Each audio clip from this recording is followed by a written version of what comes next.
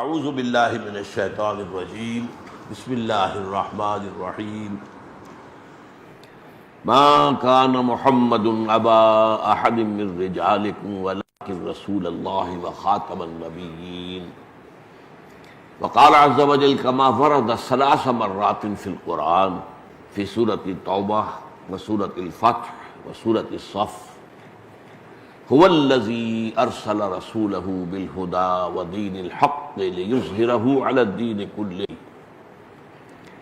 وقال عز وجل كما ورد في سورة السبا وما أرسلناك إلا كافة للناس بشيرا ونذيرا وقال عز وجل كما ورد في سورة الأنبياء وما أرسلناك إلا رحمة للعالمين وقال عز وجل كما ورد في سورة الأعراف قل يا أيها الناس إني رسول الله إليكم جميعا صدق اللہ العظیم۔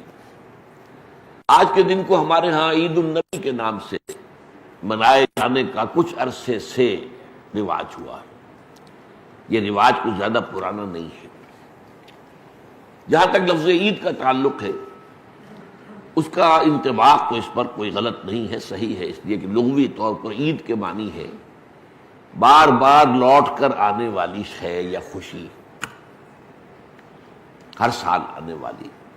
عید الفطر ہر سال آتی ہے، عید الاضحیٰ ہر سال آتی ہے، عاد یعود لوٹنا، تو عید اسی سے بنا، لوٹ لوٹ کر آنے والی، پلٹ پلٹ کر آنے والی۔ اس اعتبار سے تو یہ یقیناً یوم عید ہے، لیکن یہ اصل میں اس کے لیے اس کا استعمال جو ہے یہ بہت ہی تھوڑے عرصے قبل شروع ہوا ہے، یہ کوئی قدیم بات نہیں ہے۔ اول تو یہ کہ حضور کی ولادت جو ہے 12 ربیع الاول متفق علیہ نہیں ہے، حضور کی ولادت کی تاریخ طے نہیں ہے۔ مہینہ تو طے ہے کہ ربیع الاول تھا، اس میں کسی شک و شبے کی گنجائش نہیں، لیکن تاریخ متفق علیہ نہیں ہے۔ بلکہ میرے نزدیک اس سلسلے میں قاضی سلیمان سلمان منصور پوری رحمۃ اللہ علیہ، جو ایک بڑی عظیم کتاب کے مصنف ہیں، اگرچہ وہ اتنی مشہور نہیں ہو سکی جتنے کہ مولانا شبلی کی رحمۃ للعالمین مشہور ہوئی ہے، لیکن بہت سے اعتبارات سے مولانا شبلی کی کتاب سے وہ بہت بڑھتر ہے، بہت اونچی ہے، علمی اعتبار سے اس کا مقام بلندتر ہے۔ رحمۃ للعالمین 3 جلدوں میں۔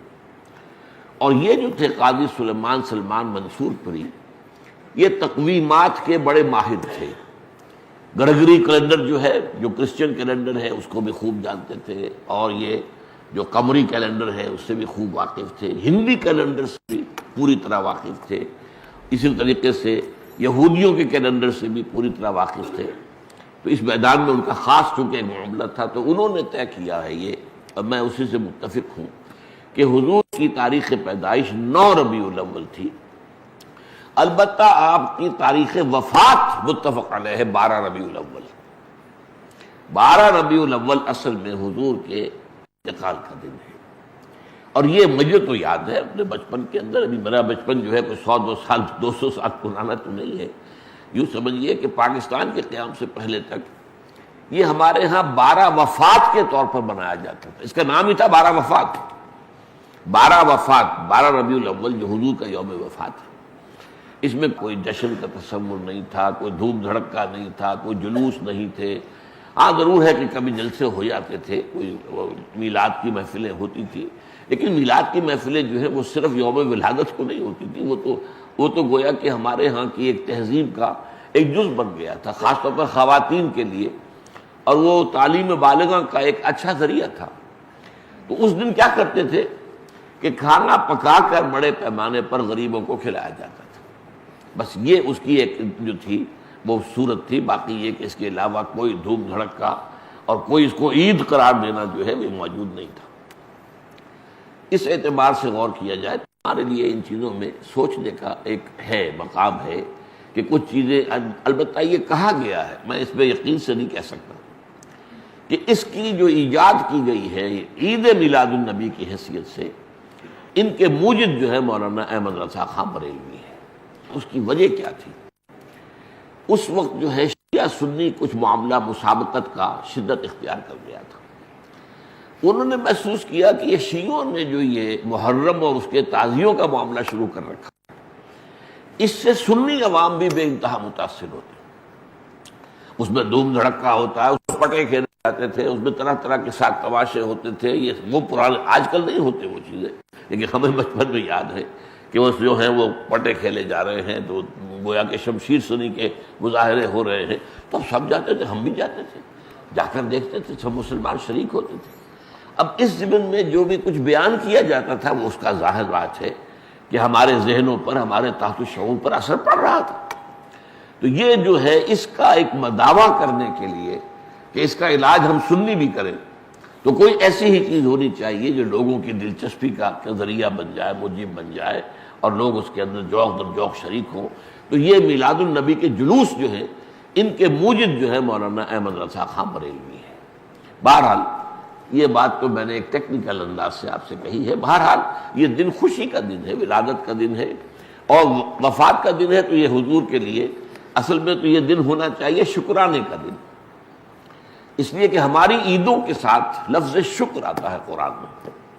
عید الفطر کا ذکر ہے سورہ بقرہ میں، لِتُكَبِّرُوا اللَّهَ عَلَىٰ مَا هَدَاكُمْ وَلَعَلَّكُمْ تَشْكُرُونَ، اور عید الاضحیٰ کا ذکر ہے كَذَلِكَ سَخَّرَهَا لَكُمْ لِتُكَبِّرُوا اللَّهَ عَلَىٰ مَا هَدَاكُمْ وَلَعَلَّكُمْ تَشْكُرُونَ۔ اسی طریقے سے اگر واقعۃ حضور کا ولادت کے دن کا معاملہ خاص رکھے تو اس میں وہ تو شکرانہ ہونا چاہیے، اور اس شکرانے کی شان کیا ہے؟ جب ہم عید کے لیے جاتے ہیں تو تکبیر رب کا نغمہ ہمارے زبانوں پر ہونا چاہیے، ہوتا نہیں ہے، لوگ چھوڑ گئے ان چیزوں کو، لیکن یہ کہ پڑھنا اللہ اکبر لا الہ الا اللہ اللہ اکبر وللہ الحمد، جیسے عیدین کی نمازوں میں یہ اضافی تکبیرات ہیں، تو یہ تکبیرات جو ہیں یہ جاتے آتے ہوئے یہ جو ہے مسنون ہے، یہ پسندیدہ ہے، اس کو ہم چھوڑ چکے۔ اسی طریقے سے نماز جو ہے ہم کہتے ہیں دو رکعت شکرانہ، تو اصل میں تو اس کو شکرانے کے طور پر منایا جائے، اس میں ظاہر بات ہے خیرات کی جائے، غریبوں کو کھانا کھلایا جائے، جیسے عید الفطر کے ساتھ فطرانہ ہے تاکہ غریب بھی اس عید الفطر کی خوشیوں میں کچھ شریک ہو سکے۔ عید الاضحیٰ کے ساتھ غریبوں کے لیے گوشت کھانے کا معاملہ ہے، یہ 1/3 جو ہے آپ کو اپنی قربانی کا گوشت لازماً جو ہے خیرات کرنا ہے، صدقہ کرنا ہے، اور وہ غریبوں کو بھی جنہیں کو یعنی گوشت کو دیکھنے کی جو ہے وہ جو نہیں ہوتی صورت پیدا ہوتی بسا اوقات، ان کو یہ ہے کہ گوشت کھانے کو ملتا۔ تو یہ چند باتیں تو میں نے کی ہیں آج اس عید میلاد النبی کے نام کے حوالے سے، اس کا پس منظر کیا ہے۔ دیکھیے ختم نبوت جو ہے ہمارے عقائد کے اندر لازماً شامل ہے، یعنی نبی اکرم صلی اللہ علیہ وسلم اللہ کے آخری نبی تھے، آخری رسول۔ یوں سمجھیے کہ بعض روایات کے روح سے اگر 1.25 لاکھ انبیاء دنیا میں آئے ہیں تو اس کی آخری کڑی بھی صرف حضور ہیں صلی اللہ علیہ وسلم، اور ان 1.25 لاکھ میں سے وہ بھی جو نبی بھی تھے رسول بھی تھے۔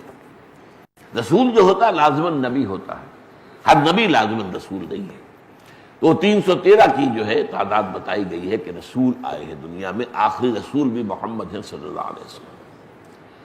لیکن ختم نبوت کے 2 مفہوم ہیں جن میں سے ایک بہت عام ہوا ہے، اس کی خاص وجہ ہے، اس کا تعلق ہے شریعت سے، قانون سے۔ وہ ختم نبوت کا مفہوم کیا ہے کہ آپ آخری نبی، آخری رسول، آپ کے بعد کوئی نبی نہیں، کوئی رسول نہیں۔ جس نے دعویٰ کیا وہ جھوٹا، دجال، کذاب، کافر، مرتد، اور جس نے اس کی تصدیق کی وہ بھی دائرہ اسلام سے خارج۔ اب یہ چونکہ ہے قانونی مسئلہ، کوئی شخص مسلمان رہا یا نہیں رہا، لہذا اس پہلو پر تو علماء نے پوری توجہ کی ہے، اس کے دلائل بھی ہیں۔ البتہ آپ نے نوٹ کیا گیا ہو کہ اس کے لیے عام طور پر ایک ہی آیت قرآن کی جو پیش کی جاتی ہے، یہ سورہ احزاب کی آیت نمبر 40 ہے، ما کان محمد ابا احد من رجالکم ولکن رسول اللہ وخاتم النبیین، محمد تم میں سے کسی مرد کے باپ نہیں ہیں۔ یہ اصل میں جو معاملہ ہوا تھا زید ابن حارثہ رضی اللہ تعالیٰ عنہ کا، اس کے حوالے سے ہے، میں اس کی تفصیل میں نہیں جاؤں گا۔ یہ آیت آپ نے بے شمار مرتبہ سنی ہوگی، اور ظاہر بات ہے کہ ختم نبوت کے موضوع پر یا نبی اکرم صلی اللہ علیہ وسلم کی عظمت کے موضوع پر جہاں کہیں بھی خطاب ہوگا، وعظ ہوگا، تقریر ہوگی، اس میں لازماً یہ آیت مبارکہ کوٹ ہوگی۔ تو ایک مفہوم تو یہ ہے، اور اس کے حوالے سے یہ آیتیں جو پیش ہوتی ہے اور صحیح ہوتی ہے۔ دوسرا مفہوم اور ہے، نبوت اور رسالت حضور پر کامل ہوئی، یہ دوسرا پہلو ہے۔ اور نوٹ کرنے کی بات یہ ہے کہ حضور کی فضیلت کس میں ہے؟ ختم نبوت میں کوئی فضیلت نہیں ہے، بل بڑی معنی کہ ختم ہو گئی، ایک شے تھی اب نہیں رہی، ایک واقعہ ہے، بس اس میں فضیلت کا پہلو کون سا ہوا؟ بلکہ میں آپ کو یاد دلا دوں کہ اصل میں غلام احمد قادیانی نے لعنت اللہ علیہ جو اپنے دعوی کا آغاز کیا تھا وہ یہی سے کیا تھا۔ اس نے اجرائے وحی کا فلسفہ پیش کیا کہ وحی تو جاری ہے، وحی کا سلسلہ بند نہیں ہو سکتا، کیسے ہو سکتا ہے جبکہ وحی رحمت ہے؟ اب یہ بات لوگوں کو اپیل کی، وحی تو رحمت ہے، تو یہ رحمت کا سلسلہ کیسے بند ہو سکتا؟ تو اجرائے وحی سے بات شروع کی، اور اس کو پھر آگے بڑھتا گیا، مہدی موعود ہونے کا وعدہ کیا، پھر اس نے مسیح موعود ہونے کا وعدہ کیا، پھر نبی کا دعویٰ کر دیا بالفعل۔ لیکن یہ بنیادی بات وہ تھی کہ جس نے لوگوں کو اپیل کیا، میں اس کی بات وضاحت کر دوں گا آپ سے۔ تو در حقیقت ختم نبوت کے یہ دو مفہوم میں بیان کر رہا ہوں، یہ لفظ ختم میں اردو میں بھی موجود ہے۔ ایک یہ ہے کہ پیسے ختم ہو گئے، آٹا ختم ہو گیا، یہ ایک مفہوم ہے۔ ایک یہ کہ اسکول کا طالب علم کہتا ہے کہ میں نے اپنا کام ختم کر لیا، اب یہ ختم جو ہے پورا کر لیا، میں نے اپنا کام پورا کر لیا، یہ ختم جو ہے یہاں پر اس معنی میں آیا۔ تو اس معنی میں ایک ہے حضور پر ختم نبوت کہ آپ کے بعد کوئی نبی نہیں، کوئی رسول نہیں۔ ایک ہے ختم نبوت اس معنی میں کہ آپ پر نبوت اور رسالت کی تکمیل ہوئی ہے۔ اب اس کے لیے جو قرآن مجید کی آیت ہے جو میں چاہتا ہوں کہ آپ اچھی طرح نوٹ کر لیں، جو 3 مرتبہ آئی قرآن میں، هو الذی ارسل رسولہ بالہدی ودین الحق لیظہرہ علی الدین کلہ، یہ ہے اصل آیت۔ اس کو ایمفیسائز نہیں کیا گیا، اس پر توجہ نہیں کی گئی کہ اصل میں تکمیل نبوت اور رسالت کی مظہر یہ آیت ہے۔ اس کے حوالے سے بات کی جائے تو وہ بات سامنے آتی ہے کہ محمد الرسول اللہ کا مقام کیا ہے۔ میں عرض کر رہا تھا نا کہ ایک چیز مسلسل چلی آ رہی تھی، ایک جگہ ختم ہو گئی، ٹھیک ہے ختم ہو گئی، ایک واقعہ ہے، لیکن اس میں فضیلت تو کوئی نہیں۔ ایک ہے ایک چیز رفتہ تدریجاً ارتقاء کے مراحل طے کرتے ہوئے اپنے کلائمیکس کو پہنچی اور ختم ہوئی، زمین و آسمان کا فرق۔ ایک چیز اپنے عروج کو پہنچ کر ختم ہوئی، ایک چیز کلائمیکس کو پہنچ کر ختم ہوئی۔ یہ ہے اصل معاملہ کہ جو حضور کی اس میں فضیلت ہے، جس میں اندر حضور کا مقام جو ہے انبیاء کرام کے مقدس گروہ کے اندر معین ہوتا ہے کہ آپ پر نبوت اور رسالت کی تکمیل ہوئی۔ حضور پر نبوت ختم ہو گئی، آپ کے بعد نبوت نہیں ہے، رسالت نہیں ہے، جس نے دعویٰ کیا وہ کذاب دجال۔ اب لیجیے حدیث کے جو اس اتمام نبوت اور رسالت کے اعتبار سے، یہ بھی حضرت ابو ہریرہ سے ہے رضی اللہ تعالی عنہ، اور یہ متفق علیہ ہے، بخاری اور مسلم دونوں کی۔ یہ بارہا میں نے آپ سے کہا ہے کہ جو حدیث متفق علیہ ہو اس سے اوپر کوئی درجہ نہیں ہے حدیث کے مستند ہونے کا، وہ قرآن مجید کے قریب ہی پہنچ جاتی ہے وہ حدیث اپنے سند کے اعتبار سے۔ قرآن قرآن ہے، حدیث حدیث ہے۔ قرآن لفظاً وحی ہے، حدیث مانن وحی ہے۔ قرآن محفوظ ہے لفظاً، حدیث محفوظ نہیں ہے لفظاً، لیکن سند کے اعتبار سے جو متفق علیہ روایت ہوگی وہ قرآن مجید ہی کے قریب پہنچ جاتی ہے۔ اس روایت کے الفاظ کیا ہیں؟ آپ نے فرمایا مثلی و مثل الانبیاء، میری اور باقی دوسرے رسول نبیوں کی مثال ہے کمثل قصر، ایک محل کی ہے، ایک عمارت بڑی شاندار بنائی گئی، احسن بنیانہ، اس کی تعمیر بہت عمدہ ہوئی، بہت اعلیٰ ہوئی، بہت حسین، وَتُرِكَ مِنْهُ مَوْضِعَ لَبْنَةٍ، لیکن ایک جگہ پر اس میں رکھنا چھوڑ دیا گیا، بہت ساری شان، ایک رکھنا ہے، یہ کیا ہے، کس لیے ہے، کیوں چھوڑ دیا گیا، کیوں تکمیل نہیں کی گئی؟ فطاف بہ النظار، تو نظارہ کرنے والے، دیکھنے والے سیاح لوگ آتے تھے اور وہ اس کا طواف کرتے تھے، اس کے گرد جو ہے چکر لگاتے تھے، یتعجبون، اور تعجب کرتے تھے، من حسن بنیانہ ہی، اس کی انتہائی خوبصورت جو عمارت ہوئی ہے اس کی تعریف کرتے تھے، الا موضع تلک اللبنہ، سوائے اس ایک اینٹ یا کہہ لیجئے وہ ایک پتھر، اس زمانے میں اینٹوں کا رواج نہیں تھا تو پتھروں سے بنتی تھی، اس کی کوئی جگہ چھوڑ دی گئی۔ اب فرمایا آپ نے فَكُنْتُ أَنَا صَدَقْتُ مَوْضِعَ اللَّبْنَةِ خُتِمَ بِي النُّبْيَانُ وَخُتِمَ بِي الرُّسُلُ، تو میں وہ اینٹ ہوں، میں وہ پتھر ہوں جس نے آ کر اس رکھنے کو پر کر دیا ہے، بند کر دیا ہے، اور میرے ذریعے سے وہ عمارت بھی مکمل کر دی گئی اور میرے ذریعے سے رسولوں کو بھی مکمل کر دیا گیا، رسالت کی بھی تکمیل ہو گئی۔ وفی روایت میں، ایک اور روایت میں الفاظ ہے فَأَنَا اللَّبْنَةُ وَأَنَا خَاتِمُ النَّبِيِّينَ، میں ہوں وہ اینٹ یا وہ پتھر اور میں ہوں کہ میرے بعد کوئی نبی نہیں ہے۔ اب احادیث کی حد تک تو معاملہ یہ ہو گیا، اب آئیے آپ اس آیت کی طرف۔ یہ جو آیت ہے هُوَ الَّذِي أَرْسَلَ رَسُولَهُ بِالْهُدَى وَدِينِ الْحَقِّ لِيُظْهِرَهُ عَلَى الدِّينِ كُلِّهِ، تین جگہ آئی، دو جگہ اس کا اختتام ہے ان الفاظ کے ساتھ وَلَوْ كَرِهَ الْمُشْرِكُونَ، اور ایک جگہ ہے وَكَفَى بِاللَّهِ شَهِيدًا۔ میں اس جو مختلف فی حصہ ہے اس کا اس وقت اس پر بحث نہیں کر رہا، جو بالکل متفق علیہ ہے، جس میں ایک شوشے کا فرق بھی نہیں ہے۔ هو الذی ارسل رسولہ بالہدی ودین الحق لیظہرہ علی الدین کلہ، یہ ایگزیکٹلی یہی الفاظ، ایک حرف کا دو دور کی بات ہے، ایک شوشے تک کا فرق نہیں۔ اور دوسری بات یہ نوٹ کیجئے، یہ الفاظ کسی اور رسول کے لیے قرآن میں نہیں آئے۔ بعض الفاظ مشترک ہیں، بشیر، سارے انبیاء بشیر تھے، حضور بھی بشیر، نذیر، سارے خبردار کرنے والے تھے، حضور بھی خبردار کرنے والے، مبلغ، معلم، یہ سارے ناصح، میں تم انصح لکم، میں تمہیں نصیحت کر رہا ہوں، یہ سارے الفاظ مشترک ہیں۔ شاہد، گواہ، یہ بھی مشترک ہے، انا ارسلناک شاہدا ومبشرا ونذیرا وداعیا الی اللہ باذنہ وسراجا منیرا، یہ الفاظ، لیکن یہ الفاظ قرآن مجید میں جو تین مرتبہ حضور کے لیے آ رہے ہیں، کسی اور نبی اور رسول کے لیے ایک مرتبہ بھی نہیں، تو معلوم ہوا کہ یہی الفاظ ہیں جو حضور کی امتیازی حیثیت کو واضح کرنے والے، تو ساری توجہ ان پر ہونی چاہیے، جسے ہم کہتے ہیں مائکروسکوپ کو فکس کر دیجئے اس کے اوپر۔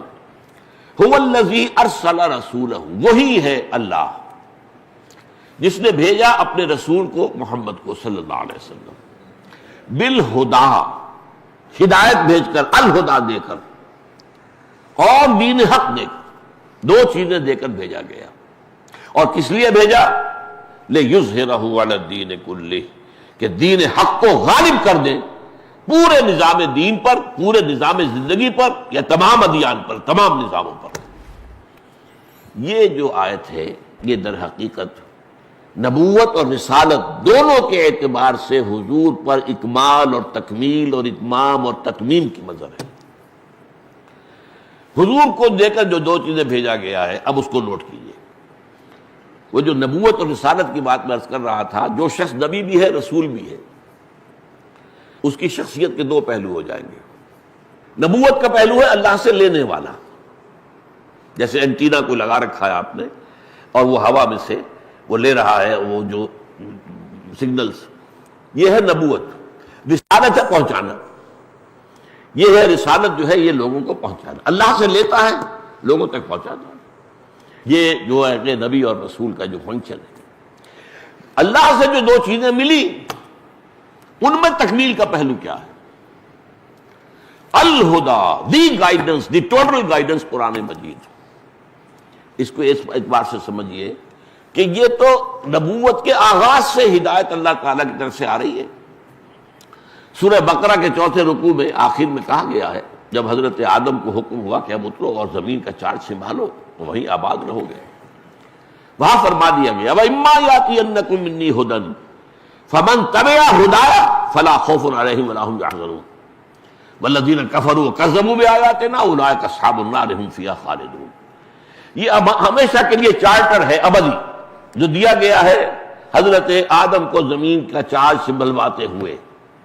جب جب کوئی ہدایت میری طرف سے تمہارے پاس آئے، تمہارے سے مراد ہے تمہارے اور تمہاری نسل کے پاس آئے، تو جو کوئی اس ہدایت کی پیروی کرے گا اس کے لیے نہ کوئی خوف ہوگا نہ حزن ہوگا، اور جو ہماری آیات، وہ ہماری آیات کی شکل میں ہدایت آئے گی، جو ہماری آیات کا انکار کرے گا وہ جہنمی ہوگا، آگ میں رہے گا ہمیشہ ہمیشہ۔ تو ہدایت تو آدم سے چلی آ رہی ہے، حضور تک آ رہی ہے، لیکن اصل بات سمجھنے کی یہ ہے کہ اس ہدایت میں ارتقائی عمل جاری رہا ہے، یہ ارتقاء کے مرحلوں سے گزرتی ہوئی تکمیل کو پہنچی ہے۔ اس کی وجہ کیا ہے؟ ایک دور تھا انسان کا کہ ابھی انسانی ذہن اعتبار سے انسان جو ہے شعور کے اعتبار سے عہد طفولیت میں تھا، بچپن تھا۔ اب آپ نوٹ کیجئے کہ ابھی نہ کوئی تمدن، نہ کوئی تہذیب، نہ کوئی فلسفہ، نہ کوئی سائنس، نہ کوئی علوم، نہ کوئی یونیورسٹیاں، کچھ بھی نہیں۔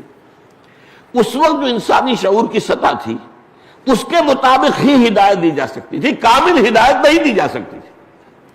جس کی سادہ سی مثال یہ ہے کہ آپ کا بچہ پرائمری کا طالب علم ہے، آپ اس کو پی ایچ ڈی استاد رکھ دیجئے تو پی ایچ ڈی کیا پڑھائے گا اسے؟ وہ ظاہر بات ہے پڑھائے گا تو وہی کچھ جو کہ وہ پڑھنے کی استعداد رکھتا ہے۔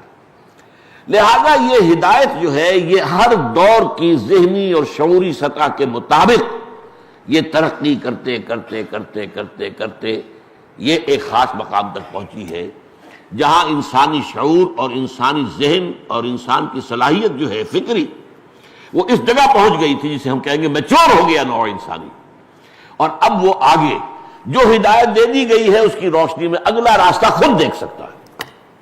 اسی کا نام اجتہاد ہے۔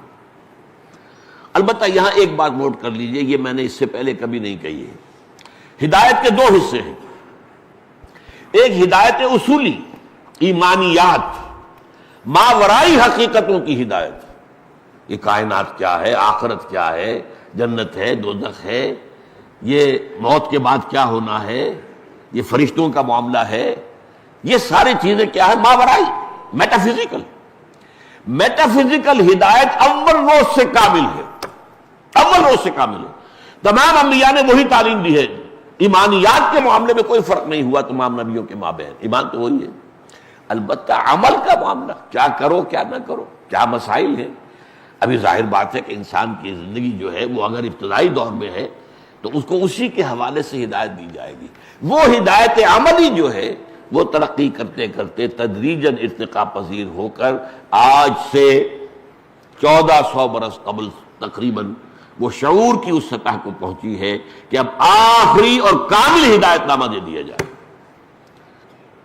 اب اس میں دو باتیں نوٹ کیجئے، اس کی گواہی کیا ہے کہ ہم مانتے ہیں کہ تورات بھی اللہ کی کتاب تھی، بلکہ ہے، ہمارا ایمان ہے، تحریف ہو گئی اس میں لیکن ہے تو صحیح۔ قرآن کہتا ہے خود سورہ مائدہ میں، انا انزلنا التوراۃ فیہا ھدی و نور، ہم نے ہی تورات نازل کی تھی، اس میں ہدایت بھی تھی، نور بھی تھا۔ اس دور کے حساب سے ہدایت مکمل تھی، اس میں نور بھی تھا۔ پھر انجیل آئی، ہم نے انجیل نازل کی، عیسیٰ ابن مریم کو عطا کی، فیہ ھدی و نور، اس میں بھی ہدایت بھی تھی، نور بھی تھا، اور یہ الہدیٰ ہے۔ اچھا اب سوال پیدا ہوتا ہے، قرآن مجید کی حفاظت کا ذمہ لیا، تورات کا نہیں لیا، کیوں؟ اگر تورات کا بھی ذمہ لیتا اللہ تو کیا تحریف ہو سکتی تھی؟ اگر اللہ کا ذمہ ہوتا تو کیا کوئی تحریف کر سکتا تھا؟ اور دوسری طرف ناراض نہ ہو، اگر قرآن کی حفاظت کا ذمہ اللہ نہ لیتا تو کیا ہم تحریف نہ کر دیتے؟ کیا بعد آنے والے تھے؟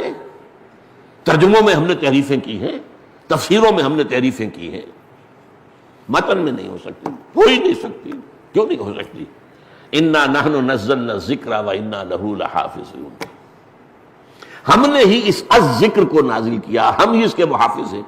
اب اس آیت کا پہلا حصہ تو مشترک ہے، تورات کس نے نازل کی؟ اللہ نے کی۔ ہم ہی نے اس ذکر کو نازل کیا تو قرآن نے خود کہا انا انزلنا التوراۃ، تو نزول کا حصہ تو مشترک ہے، قرآن اور تورات اور انجیل اور کتابیں، صحف ابراہیم وغیرہ وغیرہ۔ حفاظت کا ذمہ صرف قرآن کے لیے کیوں؟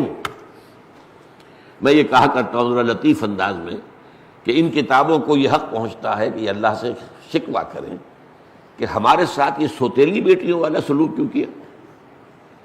اب بھی تیری کتابیں قرآن بھی تیری کتاب، وجہ کیا ہے؟ بھائی تم ابھی تمہارے اندر ہدایت کامل نہیں ہوئی تھی، تم تو اصل میں انٹرم پیریڈ کے لیے ہدایات پر مشتمل تھی. یہ نوٹ کیجئے لفظ ہدایت اور ہدایات، اس لیے کہ تورات کے لیے سب سے اہم لفظ جو ہے وہ 10 commandments ہے، ہدایات. عبوری دور کے لیے، انٹرم پیریڈ کے لیے جو ہے نوع انسانی کے لیے ہدایات دے کر نازل کیا گیا تھا. الہدا آنی تھی، تب اللہ کو کوئی میوزیم سجانے کی ضرورت نہیں تھی. اللہ تعالیٰ نے جب وہ آخری ہدایت آ کر کامل ہو گئی تب یہ ہے کہ اس کی حفاظت کرنے والے لیے اور ہدایت آنی نہیں. یہاں وہ مسئلہ میں حل کر دوں جو قادیانی کی بات کا میں نے کہا تھا، میں بعد میں عرض کروں گا. ایک قادیانی نوجوان سے میری بات ہو رہی تھی، میں نے اس سے 2 باتیں پوچھی. یہ بتاؤ کہ کیا تم مانتے ہو کہ قرآن میں ہدایت کامل ہو گئی؟ کہتے بالکل بالکل بالکل. اچھا، کیا تم یہ مانتے ہو کہ قرآن محفوظ ہے، اس میں کوئی تحریف نہیں ہوئی؟ بالکل بالکل بالکل. تو پھر مجھے وحی کی ضرورت بتاؤ. جب ہدایت کامل ہو گئی اور محفوظ بھی ہے تو مزید وحی کی ضرورت کیا ہے؟ یہ اللہ تعالیٰ کا شغل تو نہیں ہے، یہ تو ایک ضرورت کے تحت جو کام ہوتا ہے حکمت سے، ضرورت سے ہوتا ہے. وہی ہدایت کے لیے تھی، ہم مانتے ہیں ہدایت کامل ہو چکی. بھائی اس گلاس میں جتنا پانی آ سکتا تھا آ چکا، آپ کہاں ڈالو گے؟ جو پانی ڈالو گے وہ ادھر ادھر بگڑ جائے گا. یہ ہے دلیل اصل میں ختم نبوت کی، جو بدقسمتی سے ہماری طرف سے پیش نہیں ہوئی. وہ مجھے آج تک یاد ہے کہ وہ جو قرآن مجید کے الفاظ ہیں، کیونکہ نمرود کے بارے میں فبہت الذی کفر، وہ نوجوان مبہوت ہو کر رہ گیا، اس کے پاس کوئی جواب نہیں تھا کہ ہدایت مکمل ہو گئی اور محفوظ ہے. یا تو یوں کہو کہ نہیں اس میں تحریف ہو گئی ہے، اب ضرورت ہے کہ کوئی نبی آئے، وہ اس کے اندر آ کر بتائے کہ صحیح کیا تھا، غلط کیا تھا، کوئی کمی تھی تو اس کو پورا کرے، کوئی غلطی ہوئی ہے تو اس کی تصحیح کرے. لیکن اگر قرآن کو مان لے کوئی شخص کہ اس میں ہدایت کامل ہو گئی اور یہ کہ وہ محفوظ ہے، تو پھر کسی اجراء وحی کی بنیاد ہی پیدا نہیں ہوتی. جہاں سے اس شخص نے فتنے کا آغاز کیا تھا اسی کی جڑ ہٹ جاتی. اس میں دوسری بات یہ نوٹ کیجئے کہ حضور سے مثلا قبل نبی اور رسول کون تھے؟ حضرت عیسیٰ. یہ 600 برس جو ہیں حضرت عیسیٰ اور حضرت محمد کے درمیان فترت اولا، اس سے پہلے کبھی ایسا نہیں ہوا کہ دنیا میں کوئی نبی یا رسول نہ ہو. ان 600 برسوں میں نہ کوئی نبی نہ کوئی رسول. پھر تکمیلی رسالت اور نبوت آ گئی. حضرت مسیح کا یہ قول موجود ہے آج بھی. اپنے حواریین سے کہا میں ابھی مجھے تم سے بہت سی باتیں اور کہنی تھیں لیکن ابھی تم ان کا تحمل نہیں کر سکو گے، جب وہ فارقلیت آئے گا تو سب کچھ بتائے گا صلی اللہ علیہ وسلم. یہ فارقلیت کا لفظ جو ہے ان کے حلق میں ہڈی بن کر پھنسا ہوا، پیریکلائٹوس، پیریکلوٹوس، پیراکلیٹ، اس لیے کہ اس کے معنی ہے محمد.